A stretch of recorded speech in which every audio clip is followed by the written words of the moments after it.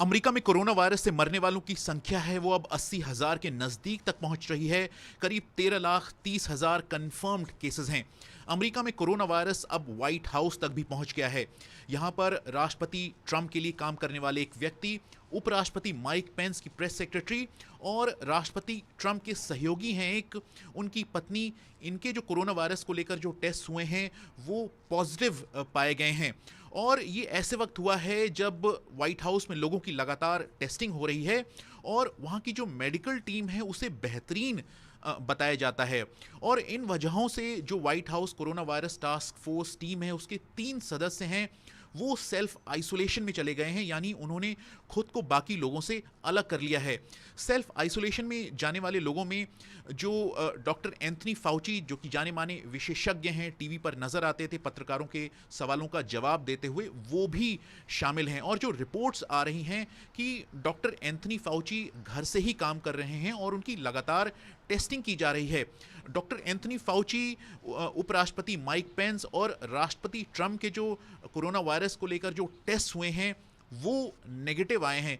लेकिन ये सब ऐसे वक्त हो रहा है जब अमेरिका में मरने वाले लोगों की संख्या है वो लगातार बढ़ रही है और यहाँ पर जो इकॉनमीज बंद पड़ी हुई हैं राज्यों में, उनको खोलने का काम, दुकानों को खोलने का काम, बाजारों को खोलने का काम, उस पर काम चल रहा है। कई जगह जो दुकानें हैं वो खुलनी भी शुरू हो गई हैं। जब ये इतना महत्वपूर्ण समय है इस देश के लिए, तो ऐसे में कोरोना वायरस टास्क फोर्स के 3 सदस्यों का सेल्फ आइसोलेशन में चले जाना, क्या इससे जो स्ट्रैटेजी बनाने का काम है, प्लानिंग बनाने का काम है, कहीं उस पर तो असर नहीं पड़ेगा और उससे जो आम लोगों में संदेश है वो कैसा संदेश जाएगा? यहाँ पर राष्ट्रपति ट्रंप की भी आलोचना की जा रही है कि कई बार जब वो लोगों से मिलते हैं तो फेस मास्क पहने नजर नहीं आते हैं।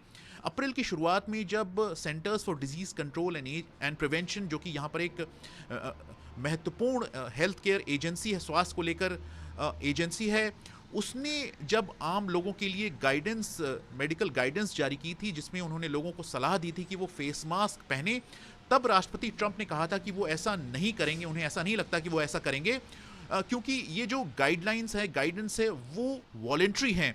तो इसको लेकर उनकी काफ़ी आलोचना भी हुई थी। हालांकि राष्ट्रपति ट्रंप ने यह भी कहा है कि अगर उन्हें लगा कि ऐसा करना महत्वपूर्ण है तो वो फेस मास्क पहनेंगे। यहाँ पर व्हाइट हाउस के एक एडवाइज़र हैं, उनका एक इंटरव्यू भी छपा है जिसमें उन्होंने कहा है कि वो सोशल डिस्टेंसिंग की गाइडलाइंस है उनका पालन करते हैं, फेस मास्क पहनते हैं, लेकिन काम पर जाना वो स्केरी है, वो डरा देने वाला है और उन्हें लगता है कि घर में रहना ज़्यादा सुरक्षित है।